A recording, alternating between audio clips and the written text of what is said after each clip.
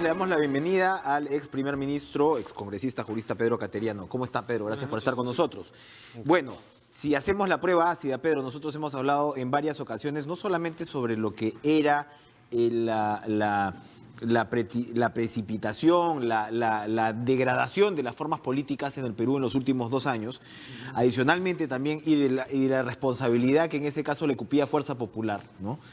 Y adicionalmente de todo lo que fue un caso como el de Ollanta-Humala, Nadine Heredia, ¿no? Que, bueno, al final termina siendo en buena medida, no en toda, pero en buena medida similar al de Keiko Fujimori en el sentido del aporte de campaña subrepticio, ¿no? Vista esta figura... El aporte ilegal, ¿no? Del aporte ilegal. Vista usted esta figura, ¿considera que la detención preventiva de Keiko Fujimori está justificada? Hay quienes señalan que... Anoche tuvimos a Antero Flores Arauz, ¿no?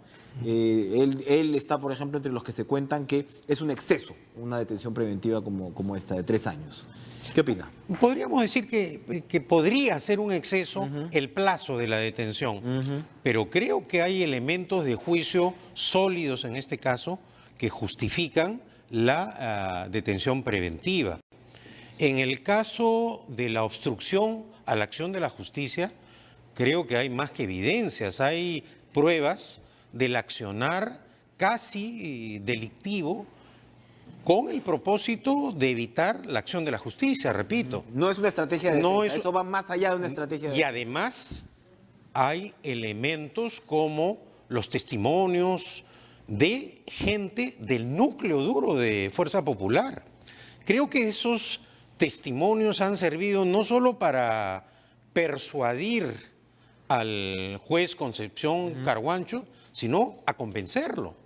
Porque no han sido los enemigos, los adversarios. Esto no es producto del odio, de la venganza, como diría ingenuamente ha sostenido Fuerza Popular, porque su defensa ha sido política, no jurídica, y basada en el tema del odio, de la venganza. No. Ha ido gente, repito, del núcleo duro de Fuerza Popular, colaboradores, dicen que un parlamentario muy conocido, a decirle al fiscal José Domingo Pérez, así ha sido el trámite para el financiamiento ilegal de la campaña. Hay, además de financiamiento ilegal, otros hechos que sí pueden configurar lavado de activos, pero también otra clase de procedimientos como suplantación de testigos, falsificación de documentos, coacción de testigos, es decir, el uso de la fuerza a través del poder que tienen en el Parlamento para tratar de torcer a las personas que ya habían dado manifestaciones ante la policía y las autoridades. Entonces no estamos ante cualquier parroquiana o ciudadana, estamos ante la mujer más poderosa, ¿no es cierto?, que obligó a renunciar a un presidente de la República, que ha dado órdenes para que el Parlamento viole la Constitución permanentemente. Y si a eso le sumamos la poca sutileza, por decirlo de una manera elegante, que han tenido los parlamentarios de Fuerza Popular para mostrar, para probar ante la opinión pública lo que todos sabíamos, excepto ellos o los fanáticos que defienden, la forma en que ella maneja directamente con esa disciplina casi castrense, ¿no? Le piden permiso hasta para saludar, para aplaudir, ¿no? Hemos blindado a tal vocal, hemos salvado, ellos mismos. ¿La forma de ejercer el poder entonces, en este caso, tiene consecuencias jurídicas? ¿Eso no tendría que quedarse en el ámbito político? No, ¿Por qué? Porque no son acciones en el ejercicio regular de un derecho parlamentario. No es una puja parlamentaria, no es un debate político. Son acciones con el propósito de entorpecer la acción de la justicia. Y eso naturalmente no solo lo ha denunciado el fiscal José Domingo Pérez, sino que, repito, lo ha persuadido, lo ha convencido al juez Concepción Carguancho. Es decir, una maquinaria para defender, a como dé lugar, a la lideresa del partido. Y esa creo que es una razón importante. En prisión preventiva, la señora Keiko Fujimori ya no va a tener las mismas facilidades para darles las órdenes a sus parlamentarios, bloqueen, salven a Inostroza. Y si a eso le sumamos la sucesión de hechos que han ido corroborando no solo sospechas, ¿no es cierto?, el apoyo de Inostroza a Alan García y a la señora Keiko Fujimori, ¿no es cierto? Esta protección al fiscal de la Nación, a Chávarri, todo esto, ¿no es cierto?, ha ido sumando para que se llegue a la conclusión de que la detención preventiva era una necesidad. Sobre el plazo de la detención preventiva es discutible, naturalmente, pero creo que a diferencia o comparando esta detención preventiva con la que el propio Concepción Carhuancho dictó contra los esposos Humala, hay notorias diferencias. Se está refinando el juez Concepción No, Carhuancho. no, porque además hay cosas burdas, ¿no? Cuando el juez Concepción Carhuancho dictó la prisión preventiva contra los Humala, los propios fujimoristas, encabezados por la señora Keiko Fujimori, dijeron que era un juez independiente, que por fin hubo justicia en el Perú. Entonces ahí hay una contradicción, porque cuando es contra los adversarios, Carhuancho es el superhéroe, el gran juez, el que salva la dignidad del Poder Judicial, etcétera, etcétera. Cuando es contra ellos, es persecución política, es venganza y es odio. Y vemos que haciendo un análisis también, el fiscal y el juez actúan en base a lo que tienen, no a las declaraciones de carácter político que vienen repitiendo sostenidamente, ¿no es cierto?, no solamente los partidarios de Fuerza Popular, sino sus medios adictos, que durante años, por ejemplo, vemos cómo algunos periodistas y juristas cercanos a Fuerza Popular ahora han dado piruetas jurídicas. Ahora dicen que el financiamiento ilegal de las campañas no está tipificado como con el Código Penal. Ese es un punto de fondo. Ese es un punto clave. Ese es un punto de fondo. Se van a llegar al final porque hay quienes dicen que estos son fuegos de artificio y que al final no se va a poder sentenciar. Recordemos que el juez que vaya a ver esto no será Concepción Carhuancho, es otro juez. Claro, es una investigación preparatoria. Pero eso... ¿Está preparado el andamiaje jurídico para poder penalizar estos hechos? Esto lo hemos conversado acá, ¿no?, en más de una oportunidad. Sí. Pero ahora lo curioso es que estos periodistas o neofujimoristas o juristas, como tú los denominas, aunque yo no creo que haya un jurista cercano a un fujimorista. El fujimorismo está negado con lo que es el respeto a la Constitución, a la ley, ¿no? Pero en fin, ahora dicen que no es ilegal. Pero repito, en el caso de Keiko Fujimori no solo hay financiamiento ilegal, hay situación de lavado de activos, hay obstrucción a la acción. Acá todavía no ha entrado un caso como el de Joaquín Ramírez, por ejemplo. Bueno, formalmente no ha ingresado. Pero ¿no? Joaquín Ramírez ha estado absolutamente protegido precisamente por el ejercicio abusivo del poder de Fuerza Popular en el Congreso. La señora Salgado, que ahora se rasga las vestiduras, presidió el Congreso.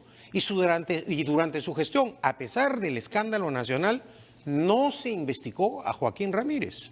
Y hemos visto a nivel de Fiscalía cómo a través de las presiones políticas, a través de esa protección, que diría yo no es protección, es crudamente un encubrimiento al señor Ramírez, este caso simplemente... Hasta ahora no sabemos nada. No se sabe nada. Entonces, este es un hecho que también ciertamente tiene que haber evaluado la justicia. Ahora, no es suficiente, sigo en esa línea, no es suficiente si es que están todos estos argumentos puestos sobre la mesa para denunciar penalmente. Sigo en la figura de la detención preventiva, ¿no? O sea, no es suficiente porque si ya lo tienes, es decir, ¿qué van a cambiar? Si ya sabes lo del pitufeo, ya tienes las declaraciones de los brasileños, ¿qué se puede cambiar de aquí en adelante si las cartas se suponía estaban puestas sobre la mesa? Porque todavía el proceso, es decir, el juicio oral, recién se va a iniciar. Este no es el juicio en sí. Acá lo que se ha discutido es si correspondía o no la detención preventiva. El proceso penal, es decir, el juicio, recién se va a iniciar. Claro, esta es una medida de excepción. Se ha sostenido, y yo lo he señalado con anterioridad, que la detención preventiva debe ser aplicada excepcionalmente, que no es lo mismo defenderse en libertad. Pero este caso es absolutamente especial. No todas las personas tienen el poder que tenía la señora Fujimori. El otro ¿no es argumento cierto? precisamente de los fujimoristas, lo han también expuesto acá, es que ellos no gobernaron. Entonces es la diferencia con el caso Humala. Cuando les preguntas por qué el caso Humala, según ustedes, no sería político y el de Keiko sí, señalan que es porque Humala gobernó y ellos no. Sí. Hay una suerte de Claro, explicación ahí. y ellos han forzado la renuncia de un presidente de la República, ellos han violado la Constitución permanentemente, ellos han coaccionado a los medios de comunicación, han querido ahogarlos financieramente con la aprobación de la ley Mulder, es decir, han sucesivamente adoptado una serie de situaciones para que la opinión pública finalmente se dé cuenta que estábamos frente al ejercicio abusivo del poder y a la violación consecutiva de la Constitución que ellos mismos dicen defender. ¿Políticamente estamos ante la destrucción del fujimorismo? No hay muertos en política, pero creo que el golpe ha sido muy fuerte. ¿Por qué razón? Porque, repito, no son los adversarios, no son los periódicos, ha sido la gente del entorno de Keiko Fujimori la que ha desbaratado toda esta historia de los cócteles que hemos venido escuchando durante años como argumento de defensa para probar algo que todos sabíamos. La escandalosa y millonaria campaña de Keiko Fujimori era producto del financiamiento ilegal y ahora hay evidencias de que sería también mediante la figura de lavado de activos y en el proceso se verá y se analizará, se evaluará cómo y cuáles han sido los procedimientos que ha empleado la señora Fujimori y Fuerza Popular. Usted ha señalado algunos puntos, ¿no?, que se podrían calificar de precisamente cómo Fuerza Popular ha jugado con una muñeca autoritaria en los últimos 2 años y pico. Habría que añadir otros, incluso la misma situación frente al indulto, la situación con Kenji Fujimori, la situación con Graña y Montero, ¿no? En el sentido que, bueno, que pague sus responsabilidades, pero hay que recordar que ellos denuncian constitucionalmente a Chávarri, precisamente porque, según decían, no se había metido a la cárcel preventivamente a los ex ejecutivos de Graña y Montero, y así. Es decir, acá el efecto boomerang ha sido impresionante, ¿no? Eso quería hemos visto preguntar. que los argumentos jurídicos que empleó la señora Fujimori, que emplearon la señora Fujimori y Fuerza Popular para forzar la renuncia de Kuczynski, para protestar por el indulto, para cargarse al congresista Kenji Fujimori y a su hermana, para festejar la detención de los esposos Humala, todo, al final, todos esos argumentos han servido para llevar a la señora Keiko Fujimori a la prisión preventiva y a ocupar la celda que en meses pasados ocupó la señora Nadine Heredia. Que por cierto hasta ahora no se denuncia a los Humala, ¿no? Después de toda bueno, hay unas recusaciones, creo. Pero en todo caso, creo también que la Fiscalía no actúa con el mismo criterio en todos los casos. Vemos, por ejemplo, que al expresidente Humala y al expresidente Kuczynski sí se les embarga, sí se les bloquea las cuentas bancarias, ¿no es cierto? Kuczynski ahora no puede ir al banco a un cajero a sacar dinero. Pero hay un señor que dice que va a haber un golpe de Estado en el Perú, que vive en Madrid, viendo el clásico Barcelona-Real Madrid, y acá está acusando al presidente de la República de carcelero, está acusando de trabajar un golpe de Estado, de impulsar un golpe de Estado con gran irresponsabilidad. ¿Hay alguna posibilidad de movimiento de cuarteles en una circunstancia como esta? No. ¿O hay alguna posibilidad de que Vizcarra cierre el Congreso en circunstancias como esta? Pero sería suicida el presidente Vizcarra, con 61% de aprobación, dar un golpe de Estado. Lo que hay acá es un pánico del señor García. Hay 24 millones de dólares de pagos de sobornos por la construcción del tren eléctrico. Y hasta ahora el señor García no responde. Los que han sido detenidos han sido funcionarios de menor rango. Pero el propio Mestre, ¿no? El ejecutivo de Odebrecht, ha señalado que de esos 24 millones se sabe que a quienes se dieron 10 y que falta todavía acreditar los otros 14 millones de dólares a quién se le pagó como soborno. Pero lo más escandaloso en este caso es que esos millones de dólares están en un banco de Andorra. Entonces, ahí la acción de la justicia tiene que cumplir de acuerdo al mismo estándar en todos los casos. Una reflexión final, Pedro. ¿Ha sido jubilada una generación política en el Perú? ¿El 2021 tendremos un escenario nuevo completamente?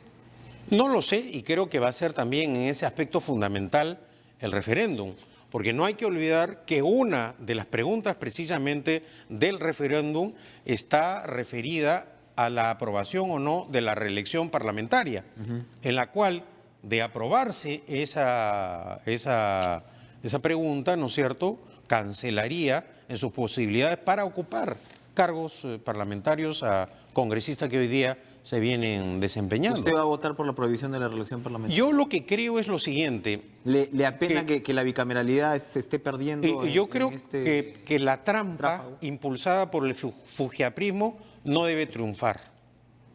Es decir, el costo es alto de perder la bicameralidad, pero también la desnaturalización de algo que hemos conversado en varias oportunidades, del sistema constitucional, de restarle al presidente de la República la atribución para disolver el Congreso en los casos en los cuales el Parlamento se excede en el ejercicio de su función de control político, es una limitación. Esa ha sido la tragedia de la democracia peruana. No han podido actuar con un mecanismo de autocontrol los parlamentos cuando han tenido mayoría parlamentaria frente a un ejecutivo que ha estado contra las cuerdas. Hoy día, felizmente, el presidente Vizcarra ha reaccionado y por eso tiene el apoyo ciudadano. Y creo de otro lado que el fujiaprismo se viene comportando desde hace meses con una actitud verdaderamente golpista. Esta denuncia de golpe de Alan García tiene como propósito también coincidir con las posturas de Fuerza Popular que dicen que Keiko Fujimori es una presa política, ¿no es cierto? O tal vez ir preparando el terreno para obtener un asilo político como ocurrió el año 92. Gracias, Pedro Cateriano, por acompañarnos, como siempre, muy interesante. Al final lo que está haciendo Martín Vizcarra es construir una presidencia fuerte, ¿no? Le guste o no, en realidad es bajo los códigos incluso que otra vez han afectado a los últimos presidentes. El tipo ha volteado la tortilla y aquí estamos. Gracias otra vez por acompañarnos. Encantado. ¿Qué va a pasar con el Metropolitano? Es tan dramática la situación. Jorge Muñoz dice que hay un descontrol total. El alcalde electo, vamos a conversar con Gustavo Guerra García después de la pausa.